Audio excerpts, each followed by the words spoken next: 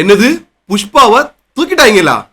தாங்க, நம்ம அல்லு அர்ஜுனை அரெஸ்ட் பண்ணிட்டாங்களா? திரைவாசலை மிதிக்க போன மனுஷனுக்கு சிறைவாசலா? இதை வச்சு நீங்க கணிச்சிருக்கலாம். இன்னைக்கு நம்ம அல்லு அர்ஜுனுடைய கைது விவகாரத்தை பத்தி தான் பேச போறோம். நான் உங்க தேவ் டேனியல். வாங்க வீடியோக்குள்ள போலாம். புஷ்பானா ஃப்ளவர் நினைச்சீங்களா? ஃபயர்.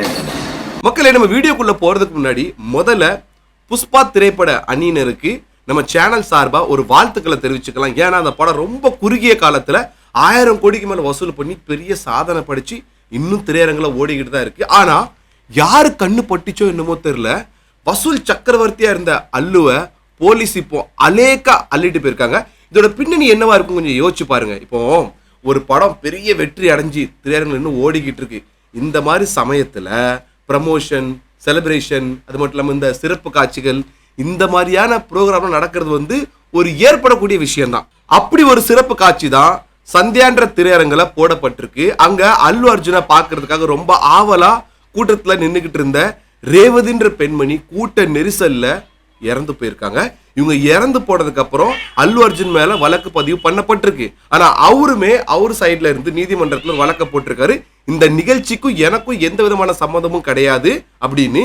சோ இந்த 2 வழக்குமே நிலுவையில இருக்கிற இந்த சமயத்துல தான் சிக்கரப்பட்டி போலீசார் அல்லு அர்ஜுனை கைது பண்ணிருக்காங்க, நீதிமன்றத்துல ஆஜர்படுத்திருக்காங்க. சோ மக்களே, இந்த அரெஸ்டுக்கு பின்னாடி சில பல விஷயங்கள் நடந்திருக்கு. அதுல சில துளிகள் உங்களுக்காக நாங்க எக்ஸ்க்ளூசிவா சொல்றோம். பார்த்ததுக்கு அப்புறம் இந்த கைது சரியான கைது தானா இல்ல தவறான கைதா அப்படின்றத நீங்க முடிவு பண்ணிக்கோங்க. கண்டிப்பா நாங்களும் எங்களுடைய கன்க்ளூஷனை சொல்லுவோம். போலீஸ் தரப்புல இருந்து என்ன சொல்றாங்கன்னு பாத்துக்கிட்டீங்கன்னா, எங்க கிட்ட முறையான ஒரு பர்மிஷன் வாங்கல, எந்த வித ஒரு முன்னறிவிப்பும் இல்ல. அது மட்டும் இல்லாம அல்லு அர்ஜுனை நாங்க இங்க வர வேண்டாம் அப்படின்னு வார்ன் பண்ணியிருந்தோம். அதையும் மீறி அவர் வந்திருக்காருன்னா சோ இந்த துயர சம்பவத்துக்கு பின்னாடி அவரு ஒரு காரணமாயிட்டாரு. அது மட்டும் இல்லாம அந்த சந்தியா தியேட்டர் ஓனர்ஸ் அப்புறம் ப்ரொடியூசர்ஸ்னு அவங்க ஒரு லிஸ்டே வச்சு இந்த லிஸ்ட்ல இருக்கிற எல்லாரையும் நாங்கள் கைது பண்ணே தீர்வோம், சட்டம் தன் கடமை செய்யும் அப்படின்னு அவங்க தரப்புல சொல்லியிருந்தாங்க. அடுத்த நாளே பார்த்துக்கிட்டீங்கன்னா அல்லு அர்ஜுன் அவர் தரப்புல ஒரு வீடியோ ரிலீஸ் பண்றாரு. அதுல அவரு இந்த சம்பவம் கேள்விப்பட்டோன்னே எனக்கு ரொம்ப மன கஷ்டமா தான் இருக்கு. அந்த இறந்த குடும்பத்துக்கு நான் 25 லட்சம் ரூபாய் இழப்பு தொகையா கொடுக்குறேன் அப்படின்னு அவரு சொல்லிருக்காரு. நீங்க இன்னொரு விஷயம் கவனிக்க வேண்டியது என்னன்னு பாத்துக்கிட்டீங்கன்னா, இறந்து போன அந்த பெண்மணியோட குடும்பத்தார், அதாவது அவருடைய கணவர், அவரு கூட இந்த விஷயத்த அந்த அளவுக்கு, அதாவது நீதிமன்றம் கோர்ட் வரைக்கும் அவர் பெருசா இதை ஹைலைட் ஆக்கல. இது எல்லாமே கைதுக்கு முன்னாடி நடந்த சம்பவங்கள் தான். கைதுக்கு அப்புறம் என்ன ஆச்சுன்னு பாத்துக்கிட்டீங்கன்னா, அவரை டிஸ்ட்ரிக்ட் கோர்ட்ல ஆஜர்படுத்துறாங்க. அங்க வழக்க விசாரிச்ச நீதிபதி இவரை 14 நாள் நீதிமன்ற காவலில் வைக்கணும் அப்படின்னு அவர் உத்தரவு போடுறாரு. அவரையும் ஜெயிலில் சென்ட்ரல் ஜெயிலில் அவரை அடைச்சிட்டாங்க. ஆனா கைது செய்யப்பட்டவர் நம்மள மாதிரி சராசரி மனுஷன் கிடையாது. அல்லு அர்ஜுன்பா. அவருக்கு இருக்கிற மார்க்கெட் வேல்யூ என்ன, அவர் பின்னாடி எவ்வளோ ஒரு டீமே இருக்கும்.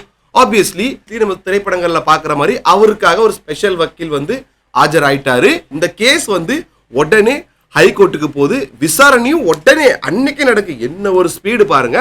அப்போ முதல்ல அந்த வழக்கை விசாரிக்கிற நீதிபதி என்ன கேட்கிறாங்கன்னா, யாருக்கிட்ட, போலீசார் தரப்பு கிட்ட, நீங்க அல்லு அர்ஜுன் தான் காரணம்னு சொல்றீங்க, எதன் அடிப்படையில் நீங்க இதை சொல்றீங்க, என்ன வழக்கு முதல்ல அவர் மேல நீங்க பதிவு பண்றீங்க அப்படின்னு. அப்ப போலீசார் தரப்பு என்ன சொல்றாங்கன்னா, இவர் மேல போடப்பட்டிருக்க செக்ஷன் வேணுனே உடல் ரீதியா காயப்படுத்துறது அப்படின்னு. அப்போ உடனே இங்க நம்ம தியேட்டர் ஓனர்ஸ் அல்லு அர்ஜுன் தரப்புல இருந்து வக்கீல் என்ன கேட்கிறாங்கன்னா, நாங்க முறையா பர்மிஷன், அதுவும் பிரீமியர் ஷோன்னு சொல்லி அசிஸ்டன்ட் கமிஷனர் கிட்டே நாங்க சைன் வாங்கின டாக்குமெண்ட் இருக்கு, நாங்க பர்மிஷன் வாங்கி தான் பண்ணிருக்கோம் அப்படின்னு அந்த டாக்குமெண்ட்டை அவங்க கோர்ட்ல சமர்ப்பணம் பண்றாங்க. இதுக்கு போலீஸ் தரப்புல என்ன சொல்றாங்கன்னா, நாங்களும் பந்தோபஸ்து கொடுத்தோம், பட் அந்த டாக்குமெண்ட்ல எங்கேயுமே அவங்க அல்லு அர்ஜுன் மாதிரி ஒரு ஆக்டர் வரப்போறான்னு அவங்க சொல்லல, ஸ்பெஷல் காட்சிக்கு பர்மிஷன் வேணும்னு சொல்றாங்க. போலீஸ் தரப்பு வாக்குவாதத்துல சின்ன ஒரு பிழை என்ன இருக்குன்னா, வெறும் ஸ்பெஷல் ஷோக்கு பாதுகாப்பு முதல்ல தியேட்டர் ஓனர் தரப்பு கேட்கணும். இப் சம்படி இஸ் கமிங், ஒரு பெரிய விஐபி வராங்க, கூட்ட நெரிசலை சமாளிக்க முடியாது, ஸோ அதுக்காக தான் ஆப்வியஸ்லி அவங்க பாதுகாப்பை கேட்டிருப்பாங்க. ஓகே, ஸோ இங்க இன்னொரு விஷயம் நம்ம என்ன கவனிக்கணும்னா, போலீசார் இந்த கைதுக்கு முன்னாடி அவங்க தரப்புல அந்த விசாரணையில என்ன சொல்லிருப்பாங்கன்னா, நாங்க அல்லு அர்ஜுனை வர வேண்டாம்னு சொல்லியிருந்தோம் அப்படின்னு. ஸோ இது மேபி எப்படி ஆயிருக்கலாம்னா, பர்மிஷன் கொடுத்துருக்கலாம், ஆனா கூட்ட நெரிசலை பார்த்து கூட்டத்தை சமாளிக்க முடியாம திணறி போய் அவங்க வர வேண்டான்னு ஒரு வேர்பல் வார்னிங் கொடுத்துருக்கலாம், தப்பு அவங்க மேல வந்துடக்கூடாதுன்னு. ஸோ ஒரு வழியா கடைசியில ஹைகோர்ட் அவருக்கு பெயில் கொடுத்துட்டாங்க. இப்ப எப்படி ஒரு ராணுவ வீரருக்கு ஏதோ ஒரு பிரச்சனைனா இன்னொரு ராணுவ வீரர் குரல் கொடுப்பாரோ அதே மாதிரி இங்க ஒரு சினிமா துறையில் உள்ள அல்லு அர்ஜுனுக்கு பிரச்சனைனா அதே துறை சேர்ந்த ராஷ்மிகா மந்தனா அப்புறம் நானி 2 பேருமே இந்த கைதுக்கு எதிராக தான் கருத்துக்களை சொல்லிருக்காங்க. அதுல நானி சொன்ன ஒரு விஷயம் வந்து ரொம்ப கவனிக்க வேண்டியது. சரிங்க, ஒரு சினிமா துறையில் இந்த மாதிரி பிரச்சனை நடக்கணும்னு உடனே அதே நாள் கீழ்கோர்ட்ல விசாரணை நடக்கு, கீழ்கோர்ட்ல ஹியரிங் வருது, அது மேல் கோர்ட்டுக்கு போகுது, மேல் கோர்ட்ல ஜட்மெண்ட்டும் வந்து பெயில் வரைக்கும் இந்த கேஸ் வந்து வந்துட்டு. ஆனா இதே பிரச்சனை மத்த துறையில இருந்தா குறிப்பா அவர் எங்க வர்றாரு நீங்க புரிஞ்சுக்கலாம். மேபி அரசியல்வாதிகளா கூட இருக்கலாம். அங்க ஏன் பல வருஷங்களா இன்னும் கேஸ் வாய்தான் இருக்கு, அங்க ஏன் இந்த ஒரு துடிப்பை நீங்க காட்ட மாட்டேங்க? அவர் கேட்ட கேள்வி ஒரு சரியான கேள்விதான். சரிங்க, இப்போ சினிமா துறையில உங்க கருத்தை சொல்லிட்டாங்க. அதே மாதிரி அல்லு அர்ஜுன் மேல தப்பா, போலீஸ் தரப்புல தப்பா, இல்ல இது அரசியல் அழுத்தமா, இதெல்லாம் நம்ம பாக்குறதுக்கு முன்னாடி ஒரு மக்கள் இடத்துல இருந்து எங்க சேனல் சார்பா எங்களுடைய கருத்து என்ன தருமா? இதுல அடிப்படையா நம்ம மேலதான் ரொம்ப தப்பு இருக்குன்னு எங்களுடைய கருத்து. ஏன்னா ஒரு நடிகர் வராருப்பா, அவரை பார்க்கணும் ஒரு ஆர்வம் இருக்கும் தான். ஆனா கூட்ட நெரிசல், தன்னுடைய உயிர், இதை மிஞ்சி அந்த நடிகர் அப்படி பார்க்கணுமா? ஏன்னா அந்த பெண்மணியுமே ஒரு குடும்பஸ்திரி தான். அவங்களுக்கு வந்து அவங்க ஒரு பையன் இருக்காங்க. ஸோ கூட்ட நெரிசல் கூட ஆகுதுன்னு தெரிஞ்ச உடனே அவங்க ஓரமாக ஒதுங்கி வந்திருக்கலாம். தன்னுடைய உயிரை மிஞ்சி அவங்களுக்கு அப்படி இந்த ஹீரோவை பார்க்கணுமா? ஏன்னா இந்த மாதிரி சம்பவங்கள் எவ்வளவோ நடந்திருக்கு. ஸோ இந்த பொறுப்பு வந்து நமக்கு தான் இருக்கணும். அவங்க வந்து ஆக்டர். இப்போ அவர் வந்து அல்லு அர்ஜுனுக்கு வர்றதுக்கு முன்னாடி அந்த தேட்டர் ஒன்ஸ்ட் மேபி கன்ஃபார்ம் பண்ணியிருக்கலாம், நீங்கள் முறையான பந்தோபஸ்து வாங்கிக்கிங்களா இல்லையான்னு. ஸோ அவங்க வந்து ஆமாம் அந்த டாக்குமெண்ட் இருக்குது நாங்கள் வாங்கியிருக்கோம்னு சொல்லியிருக்கலாம். அந்த ஒரு நம்பிக்கையில் பந்தோபஸ்து இருக்குன்னு அவர் வந்திருக்கலாம். அவர் எந்த ஒரு ஹீரோவே பண்ணுறது தானே. இந்த மாதிரி நம்ம தமிழ்நாட்டில் தனுஷ் மொத்த ஆக்டர்ஸ்லாம் இந்த மாதிரி ஸ்பெஷல் காட்சிக்கு படத்தை போய் பார்க்கறது இல்லையா, அந்த மாதிரி தான் வந்திருப்பாரு. இது ஒரு சம்பவம் நடந்துட்டு. அது மட்டும் இல்லாமங்க இந்த சவுத் இந்தியன்ஸ், அதாவது இந்த கோலிவுட்டில் தான் இந்த மாதிரி ஹீரோவை வந்து ஒரு கடவுள் ரேஞ்சுக்கு பார்க்கறது, கடவுள் ரேஞ்சு கொண்டாடுதல் நடந்துகிட்டு இருக்கு. இது இன்னொரு கருத்து என்னமா வந்துகிட்டு இருக்கு, அல்லு அர்ஜுன் மேலே தான் தப்பு. ஏன்னா அது வெறும் ஸ்பெஷல் ஷோவாக இருந்தால் இந்த உயிரிழப்பு நடந்திருக்காது. பட் அங்கே அவர் வந்தனால தான் கூட்டம் இவ்வளோ கூட்டிட்டு. ஆப்வியஸ்லி ஒரு ஆக்டர் வந்தாருன்னா கூட்டம் கூட தான் செய்யும். பட் அந்த பர்மிஷன் காரணமாக தான் அவர் வந்திருக்கலாம். சரி, அங்கே அல்லு அர்ஜுன் வந்தார். நம்ம தமிழ்நாட்டில் இந்த துணிவு வாரிசு டைம்லலாம் உயிரிழப்பு ஏற்பட்டுச்சு. அங்கே எந்த ஹீரோப்பா வந்தார், ஸ்பெஷல் காட்சியெல்லாம் போட தானே செஞ்சாங்க.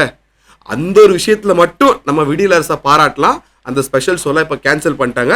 இப்போ இதே மாதிரி அங்கேயும் கேன்சல் பண்ண போகிறதா ஒரு பேச்சுவார்த்தை நடந்துட்டு இருக்கு.